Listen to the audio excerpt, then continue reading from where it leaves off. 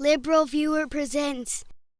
So one of my favorite parts of the Colbert Report is his segment The Word, in which Colbert and his writers sometimes satirize the way news programs use chyrons and other on-screen text to frame or even change the information being reported, which I examined in one of my very early YouTube videos you can see here, but I can't remember such a clear case of life-imitating art as I saw this week when our friends at Fox use chyron text to replace accurate information with misinformation, as you can see when Gretchen Carlson discussed the status of President Obama's returning political advisor David Plouffe with former Obama National Campaign Manager Steve Hildebrand in this clip. He also rehired David Plouffe, another campaign guy. Well, he didn't rehire David Plouffe. David Plouffe is coming on as an advisor, but not in an official White House capacity. So let's be clear about that. Okay.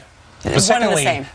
Did you see that? Right after Steve Hildebrand corrected Gretchen Carlson by pointing out that David Plouffe would be an outside advisor and would not be joining the White House payroll, Fox News flashed up a chyron saying that Plouffe is on the payroll because the fact that President Obama may be making an effort to limit the influence of political considerations on his policy process doesn't fit Fox News' predetermined narrative, which, of course, Fox News also clearly defined with the helpful chyron that began the debate by telling viewers that President Obama is campaigning instead of leading, which I think is the very definition of bias, but I want to know what you think. Given that the anchors on Fox and Friends, most of the guests, and even the text on the screen all support a particular agenda and even prioritize that agenda over an accurate presentation of the facts, should the program Fox and Friends really be broadcast on a 24-hour cable news network?